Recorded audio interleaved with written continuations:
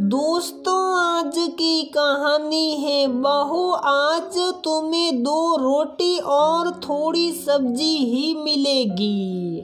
दोस्तों, कहानी शुरू करने से पहले अगर आपने हमारे चैनल को सब्सक्राइब नहीं किया है तो सब्सक्राइब कर लीजिए ताकि आपके पास पहुंचे हर नया वीडियो। गायत्री देवी, जो औरतों की हक में आवाज उठाने वाली महिला, जो स्वभाव से ही तेज और रोबदार छवि से सुसज्जित है। नेहा बेटा, जल्दी से पराठे सेक दे, मैंने सब्जी बना ली है। रोहन का टिफिन भी लगा देना है। और तेरे बाबूजी मेरे एक कार्यक्रम में जा रहे हैं, लौटने में शाम हो जाएगी, तो आज तुम भगवान जी को भोग लगा देना।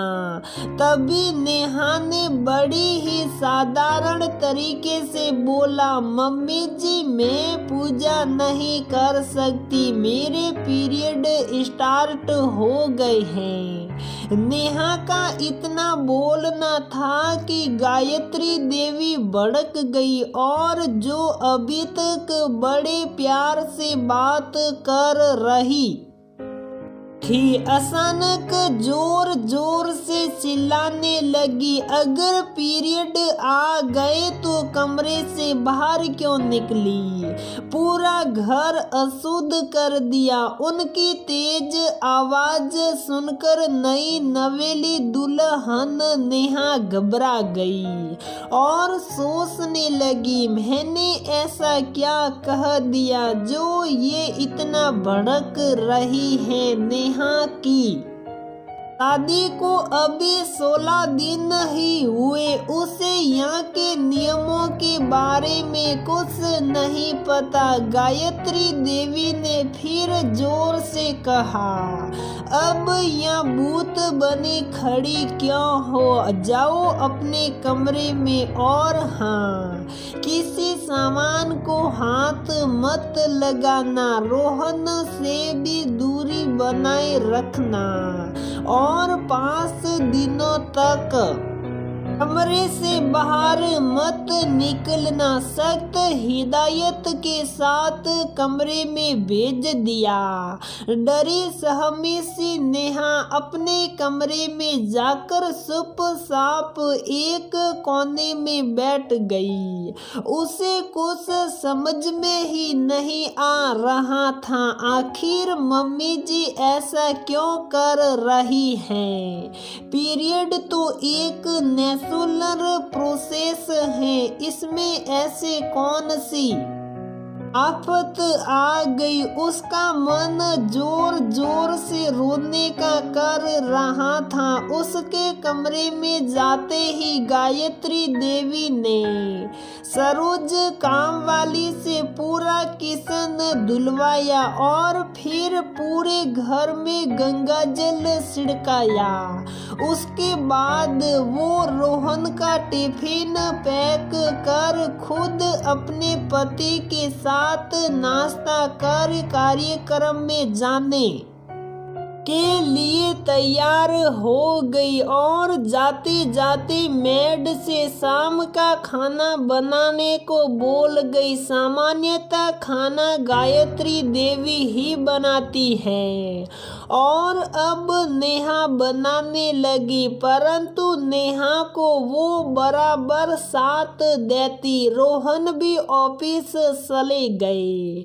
इधर नेहा को जोरों से भूख लगी, मगर मांगे किससे? मम्मी जी ने तो निकलने को मना किया है। नेहा का भूख के कारण हाल बेहाल हो रहा था, पर वह कुछ नहीं कर सकती थी। बाहर निकलेगी तो सास का कोप झेलना पड़ेगा। सोचते हुए कब उसकी आंख लग गई पता ही नहीं चला और वो कमरे के कोने में लगे सोफे पर ही सो गई, मगर भूखे पेट किसको नींद आती है। थोड़ी ही देर में भूख के कारण नींद खुल गई। नींद खुलने के साथ ही उसे गायत्री देवी की आवाज सुनाई दी। दोपहर के 4 बज चुके थे। गायत्री देवी को भी याद आया कि नेहा ने सुबह से कुछ नहीं खाया। तभी गायत्री देवी एक तकिया, चादर और खाने के साथ नेहा के कमरे में आई। आज से 5 दिन तुम बिस्तर पर नहीं सोना, यहीं सोफे पर इसी तकिए और चादर से ही काम चलाना। मैं 1-2 जोड़ी कपड़े निकाल दे रही हूँ, वही पहनना। भूख के कारण नेहा को कुछ समझ में नहीं आ रहा था। ठीक है मम्मी जी कहकर चुप हो गई और गायत्री देवी के जाते ही नेहा खाने की थाली की ओर लपक पड़ी। जैसे ही उसने थाली का ढक्कन हटाया, उसका मुंह उतर गया, क्योंकि थाली में केवल 2 रोटी और थोड़ी सी सब्जी थी। सुबह से भूखी थी, उसका 2 रोटी में क्या होता। बिना कुछ सोचे समझे उसने जल्दी जल्दी खाना खत्म किया, पर भूख नहीं मिटी। उसे ऐसा लग रहा था जैसे वहाँ कोई अछूत हो। अब वो ये भी सोचने लगी कि ये पीरियड होता ही क्यों है। रात को भी सिर्फ 2 रोटी ये कहकर दी गई कि अब ये 5 दिन कुछ करना तो है नहीं, इस लिए सिर्फ 2 रोटी ही खाओ। सोचने लगी ये कैसा नियम है। ज्यादा भूख लगी या ज्यादा खाने का मन हो तो खा भी ना पाए।